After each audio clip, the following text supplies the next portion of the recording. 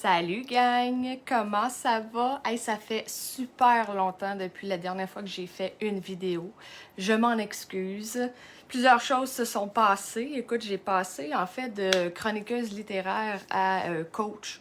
J'ai terminé, en fait le 1er mars dernier, j'ai terminé une grosse certification qui me permet d'être maintenant coach personnel et professionnel en neurosciences appliquées. Je vous explique brièvement.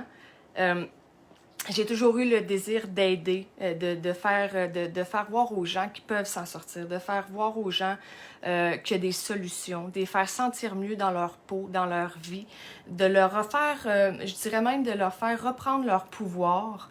Peu importe le problème, que ce soit l'angoisse, que ce soit l'anxiété, le stress, la dépression, le burn-out, de ne plus savoir où on est dans la vie, de ne plus savoir ce qu'on veut, où on va, peu importe le problème en fait, j'ai appris, et ça je peux vous le garantir, à quel point le cerveau il est méga intelligent. Et j'irais même jusqu'à vous dire que avant de faire cette formation-là, je disais que je trouvais le cerveau un peu nono, parce que je me disais pourquoi si le cerveau est si intelligent, pourquoi il est toujours penché vers le négatif au lieu d'aller vers le positif. Et là, j'ai appris des tonnes d'informations sur le fonctionnement de notre cerveau, gang, et je vous jure qu'on a beaucoup, beaucoup plus de pouvoir que l'on peut le croire. Que ce soit pour vaincre des pensées négatives, que ce soit des croyances limitantes. Tu sais, on sait, hein, les croyances, il y en a, on peut se bâtir une croyance, je pourrais en bâtir une maintenant, s'il arrivait une situation et dire « Ah, moi, je suis pour ou contre ça, et c'est méga important dans ma vie, il n'y a personne qui va me faire changer d'idée. » Alors que la plupart des croyances qu'on a viennent de notre enfance. Et ces croyances-là, des fois, on se rend compte, en fait, qu'elles ne nous appartiennent pas à nous. On est capable, en tant qu'adulte, de dire « Moi, cette croyance-là, je n'y adhère pas » et la laisser de côté. Mais il y a d'autres fois où on s'en rend pas compte, où ça concorde pas trop avec nous, mais on comprend pas trop ce malaise parce qu'on c'est rare hein, qu'on prend le temps de s'asseoir et de se questionner. Et vous allez voir dans les publications écrites que je mets à chaque jour, ce que j'essaie de faire vraiment quotidiennement. C'est très rare et vous allez voir, j'écris souvent « As-tu pris le temps de t'asseoir avec toi-même? » On le fait pas assez. On se questionne pas assez. Dans la vie, là, on est super occupé, tout roule, on court d'un bord puis de l'autre, on a des projets ici et là. Et qu'est-ce que ça fait? Bien, ça fait qu'au bout d'un moment, on se sent perdu. Et c'est correct. Je suis présentement en train de faire aussi une formation avec François Lemay. Je l'adore, cet homme-là, et il est en train vraiment de nous montrer la pleine conscience. Donc, vraiment de prendre le temps de aller donner, comment je vous dirais ça, d'écouter le pouls que le corps nous donne. Et lui, il est tellement, moi je l'admire, cet homme-là, il écoute son corps, mais il comprend tous les messages. Et je sais pas à quel point je croyais ça, que dans la vie, les émotions qu'on vit, les pensées qu'on a vont avoir un impact sur notre corps. Et plus ça avance, plus je me rends compte à quel point c'est vrai. Des inflammations, tu sais, tout ce qui finit en « it », c'est souvent relié à l'angoisse. Le corps nous parle et on ne l'écoute pas assez. Écoute, je pourrais vous en parler pendant des heures et des heures, mais là, dans mes capsules, je vais essayer quand même d'être restreinte dans le sens où je vais diviser ça vraiment en sujets parce que mon objectif, c'est de vous en faire plusieurs et non d'en faire 3 méga grosses que vous écouterez peut-être pas jusqu'à la fin non plus. La première chose que je veux que vous sachiez, c'est qu'on a environ 60 000 pensées par jour, ce qui est énorme. Quand quelqu'un me dit en coaching « je suis pas capable de voir mes pensées passer, j'en ai trop », je comprends. 60 000 pensées par jour, c'est énorme. Ce qui est encore plus intéressant, c'est que 98% de nos pensées sont les mêmes qu'hier. Moi, là, ça me chamboule, mais en même temps, ça fait juste expliquer encore plus à quel point le cerveau... en fait, là, des angoisses, je m'excuse. Toxon. Je suis désolée. des angoisses. Les angoisses proviennent des peurs non fondées ou des choses qui sont pas réelles. Je m'excuse, il a fallu que je tape pour qu'il arrête. Bon. Ça me fera... Tu vois, c'est un bel apprentissage que la prochaine fois, le chien doit sortir du bureau. Donc, c'est ça. L'angoisse vient de scénarios non réels, de peurs non réelles qu'on se crée et qu'on croit comme étant vrai. Et ce que je veux aujourd'hui vous expliquer, en fait, c'est à l'arrière de la tête ici, on a ce qu'on appelle le cerveau reptilien.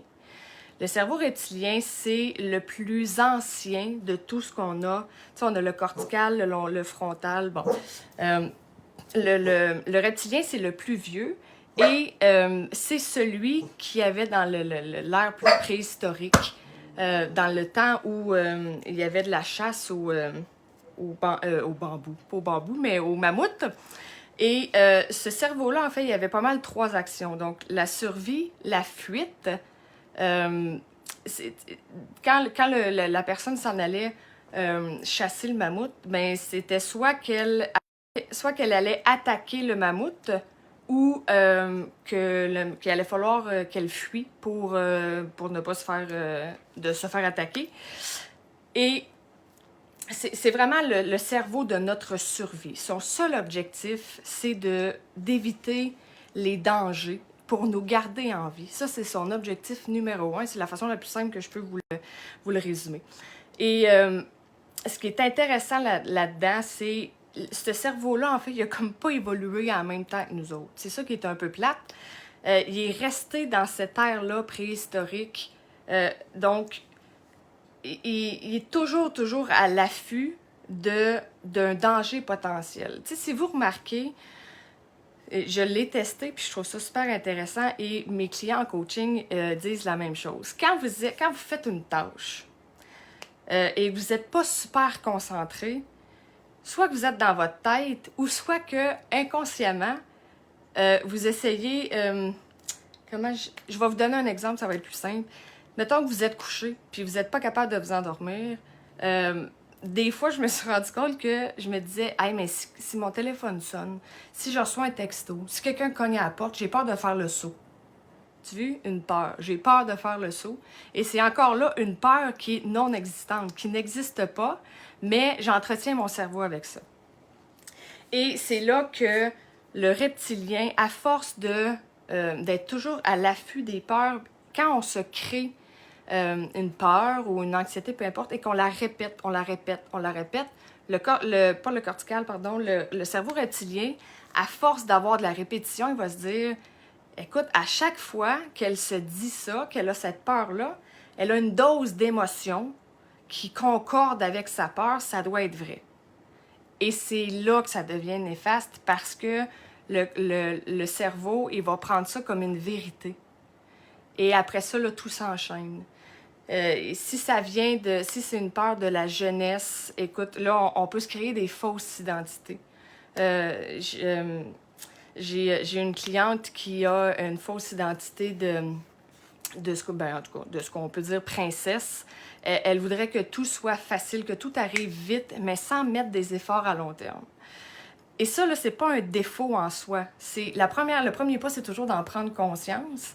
Et en fait, après, qu'est-ce qu'on fait avec? Le but de dire tu as cette fausse identité-là, c'est pas d'aller taper sur la tête de la personne, c'est de lui faire prendre conscience de ses réactions.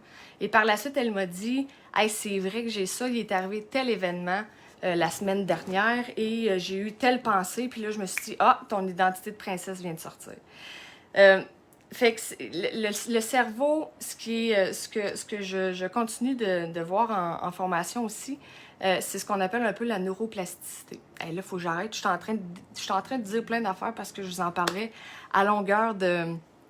Je pourrais vous en parler jusqu'à ce soir, puis je continuerai pareil.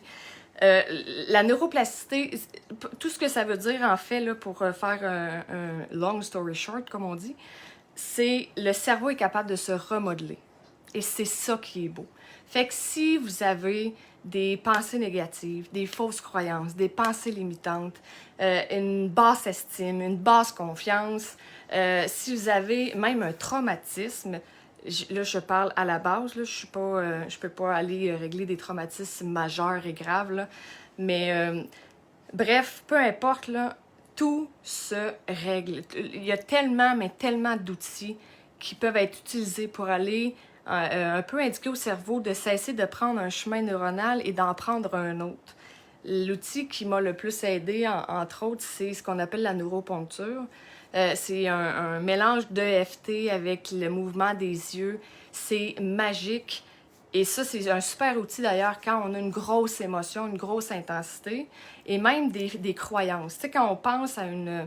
Si vous avez la croyance, par exemple, que vous êtes bon à rien, bonne à rien, quand vous pensez à cette croyance-là, l'émotion monte parce que vous y croyez vraiment. Et quand l'émotion devient forte, avec la neuroponcture, on peut aller diminuer l'émotion. Et après, on peut aller dire au cerveau, arrête, ben, pas arrête, là, mais on peut aller, le but un peu, c'est de semer le doute au cerveau. Donc, moi, t'es-tu vraiment bonne à rien? Jusqu'à temps qu'on réussisse à aller reconstruire un autre chemin neuronal pour que le cerveau cesse de toujours prendre celui du défaut et d'accepter, en fait, plusieurs choses. Fait que c'est ça. Je sais même pas combien de temps ça fait. Tout ce que je peux vous dire, c'est j'ai encore une panoplie de choses à vous dire. J'ai eu, oui, cette grosse formation de neurosciences-là qui en contenait encore d'autres formations, des vrais bijoux. J'ai passé la dernière année à faire des formations. Je faisais ça du matin au soir. Fin de semaine inclus, je ne faisais que ça. Ça m'a nourri, ça m'a donné plein d'outils et ça l'a surtout changé ma vie. Et je vous garantis que je suis prête maintenant à changer vos vies. Je vous souhaite une super belle fin de journée et je vous revois très bientôt dans une autre capsule. Bye gang!